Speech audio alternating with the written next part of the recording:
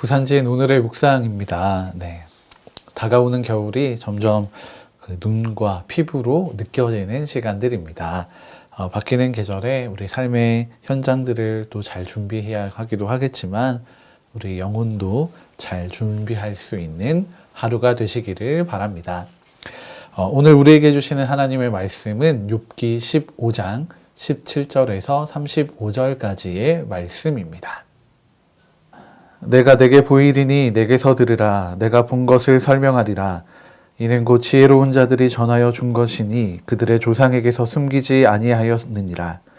이 땅은 그들에게만 주셨으므로 외인은 그들 중에 왕래하지 못하였느니라. 그 말에 이르기를 악인은 그의 일평생의 고통을 당하며 포악자의 횟수는 정해졌으므로 그의 귀에는 무서운 소리가 들리고 그가 평안할 때에 멸망시키는 자가 그에게 이르리니 그가 어두운 데서 나오기를 바라지 못하고 칼날이 숨어서 기다리느니라. 그는 헤매며 음식을 구하여 이르기를 어디 있느냐 하며 흑암의 날이 가까운 줄을 스스로 아느니라. 환난과 역경이 그를 두렵게 하며 싸움을 준비한 왕처럼 그를 쳐서 이기리라. 이는 그의 손을 들어 하나님을 대적하며 교만하여 전능자에게 힘을 과시하였음이니라. 그는 목을 세우고 방패를 들고 하나님께 달려드니 그의 얼굴에는 살이 찢고 허리에는 기름이 엉기었고 그는 황폐한 성읍 사람이 살지 아니하는 집 돌무더기가 될 곳에 거주하였음이니라. 그는 부유하지 못하고 재산이 보존되지 못하고 그의 소유가 땅에서 증식되지 못할 것이라. 어두운 곳을 떠나지 못하리니 불꽃이 그의 가지를 말릴 것이라. 하나님의 입김으로 그가 불려가리라.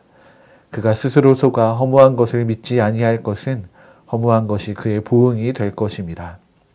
그의 날이 이르기 전에 그 일이 이루어질 것인즉 그의 가지가 푸르지 못하리니 포도 열매가 익기 전에 떨어짐 같고 감람꽃이 곧 떨어짐 같으리라. 경건하지 못한 무리는 자식을 낳지 못할 것이며 뇌물을 받는 자의 장막은 불탈 것이라. 그들은 재난을 잉태하고 죄악을 낳으며 그들의 뱃속에 속임을 준비하느니라. 아멘.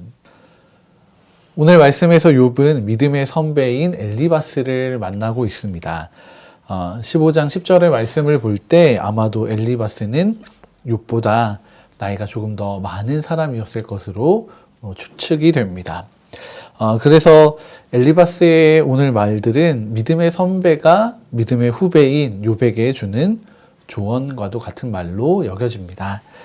이 믿음의 조언을 통해서 우리가 아름다운 공동체로 서로를 세워가기 위해 필요한 것은 어떤 것인지 함께 살펴보도록 하겠습니다.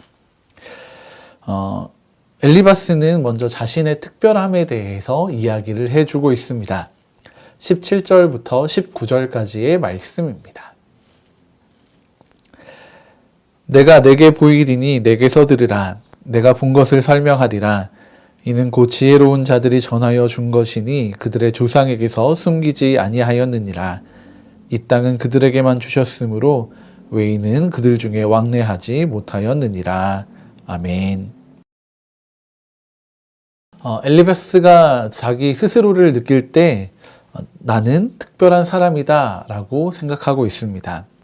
17절에서는 그래서 자신이 특별한 경험을 했다라고 이야기하고 있고 18절에서는 자신이 조상들이 전해준 그 지혜로움을 가지고 있다라고도 이야기합니다.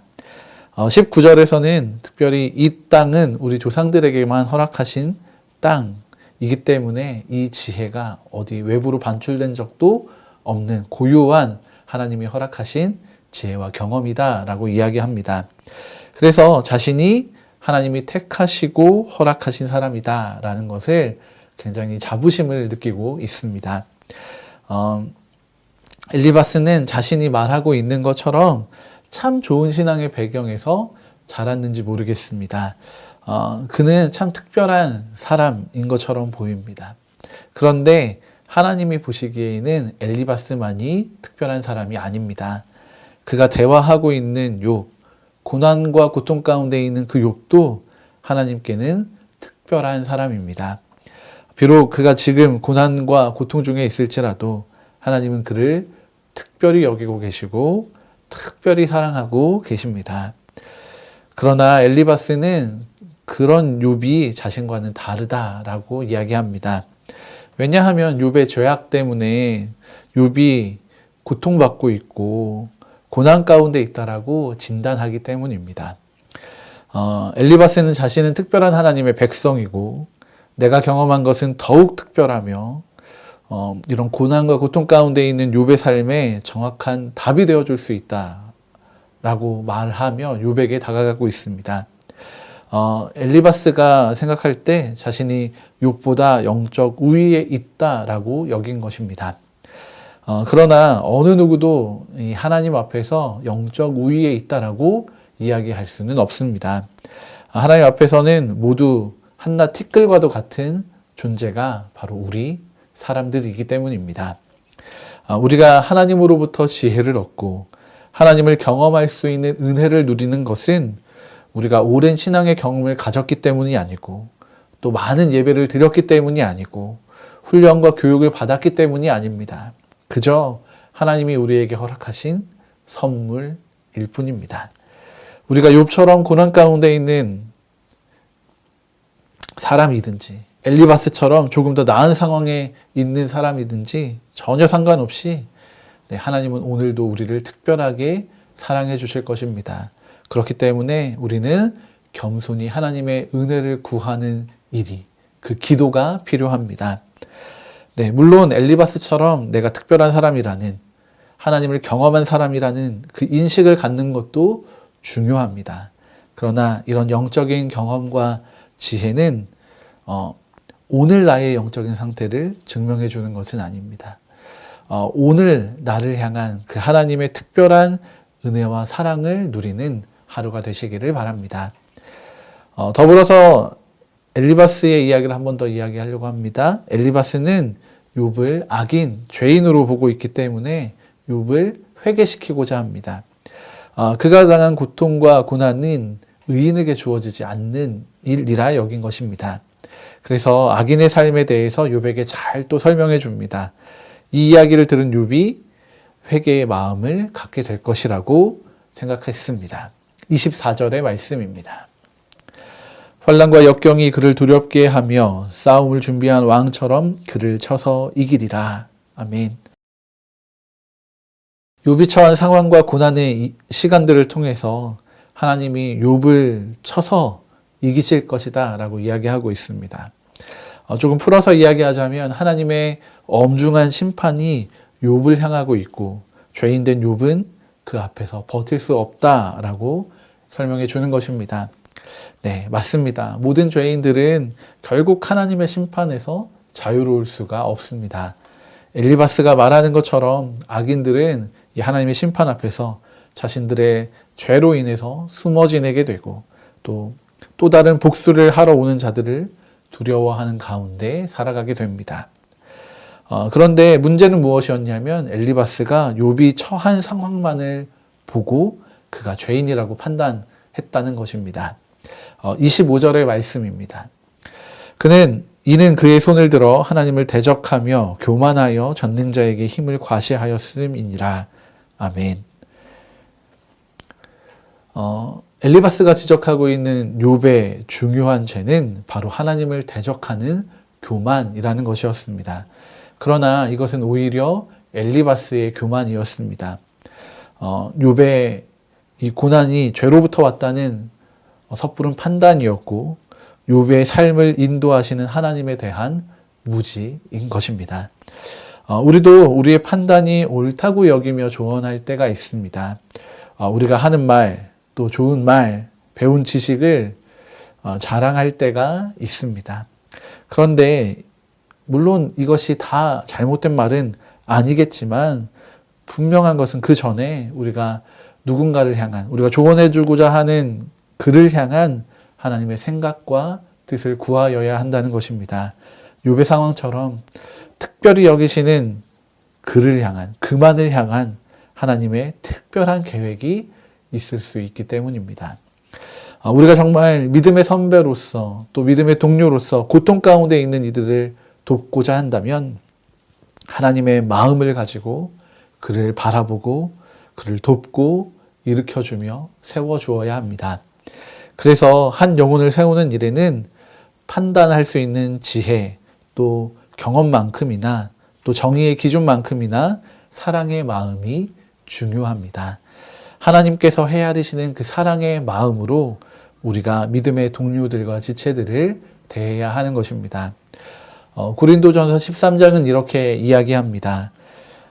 내가 사람의 방언과 천사의 말을 할지라도 사랑이 없으면 소리나는 구리와 울리는 꽹과리가 되고, 내가 예언하는 능력이 있어 모든 비밀과 모든 지식을 알고 또 산을 옮길 만한 모든 믿음이 있을지라도 사랑이 없으면 내가 아무것도 아니요, 내가 내게 있는 모든 것으로 구제하고 또 내 몸을 불사르게 내줄지라도 사랑이 없으면 내게 아무 유익이 없느니라.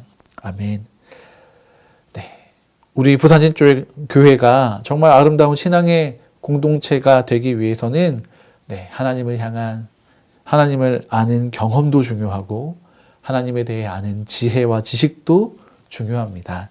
그런데 무엇보다 가장 중요한 것은 한 영혼을 향한 그 사랑의 마음으로 다가가는 것이라는 생각이 듭니다. 이 사랑은 하고 싶은 말을 다 하는 것이 아니라, 소위 말하는 말로 때려주는 것이 아니라 그 영혼을 향해 참고 기다려주며 또 함께 공감하고 견뎌주는 것입니다. 예수님께서 우리를 향해 이렇게 이 사랑을 가지고 다가오신 것을 기억합니다. 오늘 우리를 향해 질책하지 않으시고 참으시고 기다리시는 그 예수님의 은혜와 사랑을 깊이 묵상하기 원합니다. 그래서 오늘 우리와 함께하는 이들을 향해 예수님처럼 사랑으로 다가가는 귀하고 복된 하루가 되시기를 바랍니다. 함께 기도하시겠습니다. 하나님, 우리가 아름다운 믿음의 공동체를 이루어가기를 소망합니다. 주님, 그래서 고통 가운데 있는 이들, 아픔 가운데 있는 이들을 향해 우리가 서로를 격려하고 일으키는 말들을 하고 싶습니다.